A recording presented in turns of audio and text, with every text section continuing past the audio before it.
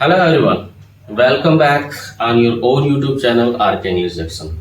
Friends, आज part second हमारा tense का वर्कशीट है। पार्ट सेकंड टेंस पे डिपेंड है। जैसा कि पार्ट वन लोगों ने देखा, उसमें जितने लोग भी थे लोगों ने किया होगा इसको और जाहिर सी बात है उनको फायदा मिला होगा इसका। अब ये बहुत इंपॉर्टेंट हो जाता है सीबीएसई बोर्ड के लिए, यूपी बोर्ड के लिए। अभी पेट का एग्जामिनेशन भी होने वाला है, 5 नंबर का उसमें इंग्लिश पूछता है और वनडे एग्जाम जो भी होते हैं उसके लिए बहुत फायदेमंद होगा इंग्लिश के लिए। और टेंस के बेसिस पर ऐसे ही क्वेश्चंस जो है आते हैं, इससे अगर कभी कुछ क्वेश्चन नहीं आएंगे। टेंस पे देगा, मैंने इसके ऑप्शन दे रखे हैं, 4 ऑप्शन है, सबके 4 ऑप्शन है और टेंस पे ही आधारित है। अब आपको सेंटेंस पढ़ना है और चारों में से सही क्या जवाब होगा उसको आपको टिक करना है या फिल करना है। अब देखिए, आई डैश ब्रैकेट में गो है, गो को सही फॉर्म पर आपको फिल करना है। To the party last night. अब देखिए, गो, वेंट, गोज, गोइंग, इन चारों में से क्या होना चाहिए आप हमें बताइए।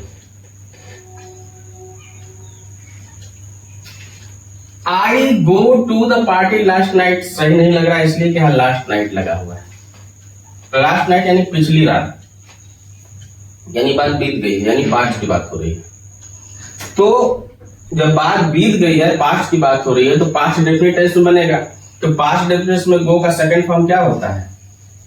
वेंट होता है। अगर आपका वेंट है तो वेरी गुड, आप पकड़ रहे हैं। I went to the party last night, went होगा, करेक्ट। गोज होगा नहीं, गोइंग होगा नहीं, गो होगा नहीं, क्योंकि गो इसलिए नहीं हुआ कि लास्ट नाइट है। अभी दूसरा क्या है? By next year dash, by next year dash complete my degree. अब बाय नेक्स्ट ईयर अगले साल तक माई डिग्री कंप्लीट। अब अगले साल तक मैं अपनी डिग्री कंप्लीट कर लूंगा। अगले साल तक कंप्लीट होगा नहीं, कंप्लीटेड होगा नहीं, वाज कंप्लीटिंग होगा नहीं, विल कंप्लीट। क्योंकि बाय नेक्स्ट ईयर, ऐसा जब भी सेंटेंस हो बाय नेक्स्ट ईयर समझिए फ्यूचर की बात हो रही है। तो अगले साल तक I will complete my degree, I will complete my degree, अगले साल तक मैं अपना डिग्री कंप्लीट कर लूंगा।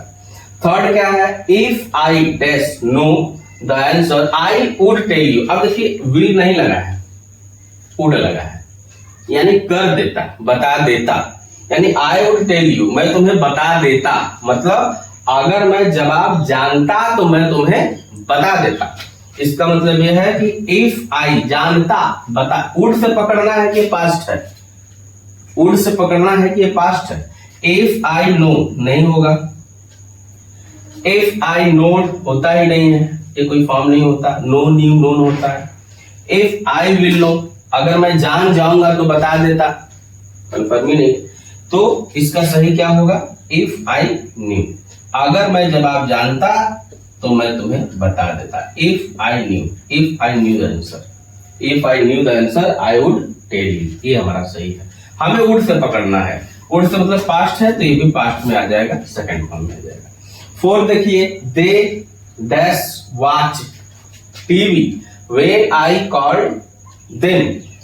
ये देखिए पास्ट में है, व्हेन आई कॉल्ड देम दूसरा सेंटेंस, दूसरा पार्ट, इसका जो क्लॉज है व्हेन आई कॉल्ड देम, जब मैंने उनको बुलाया, जब मैं उनको बुलाया तो क्या कर रहे थे?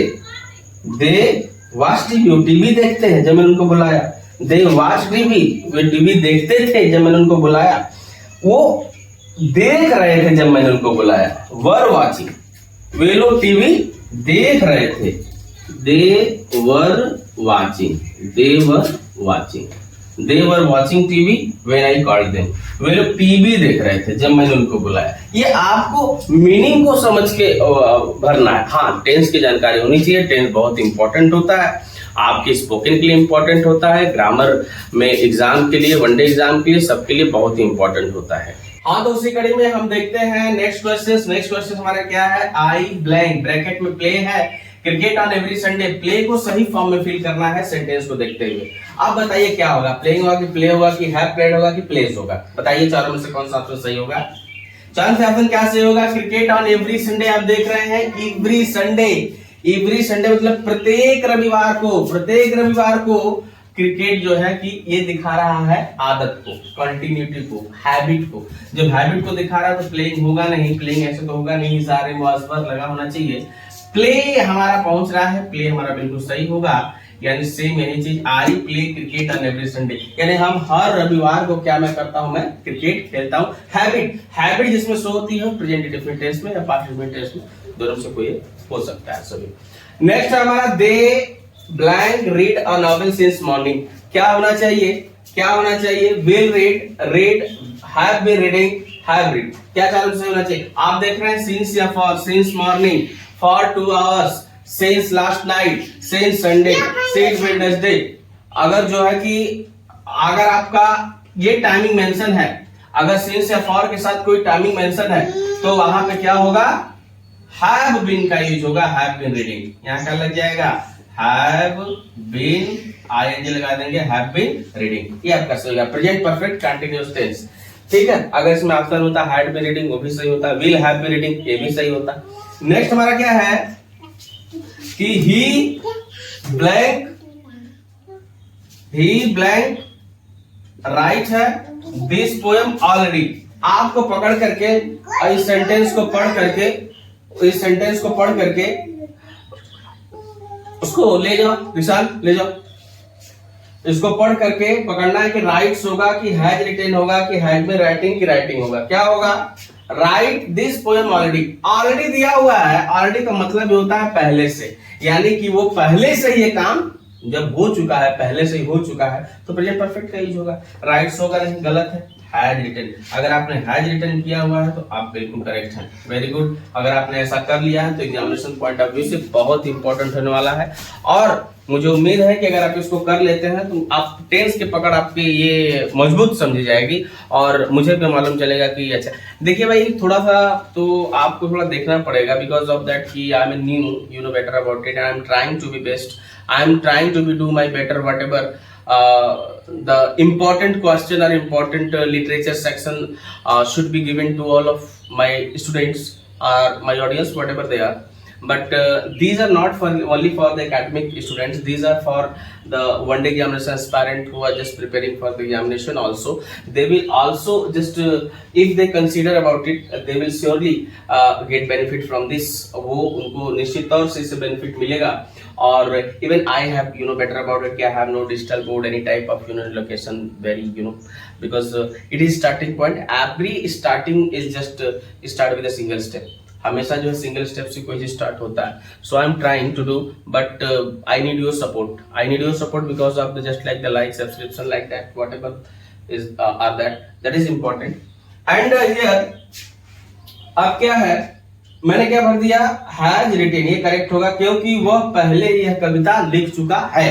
अगर हैड रिटेन होता तब भी सही होता, ठीक है। इधर देखिए, नॉट यानी परफेक्ट में बनेगा, काम हो चुका है, परफेक्ट में बनेगा।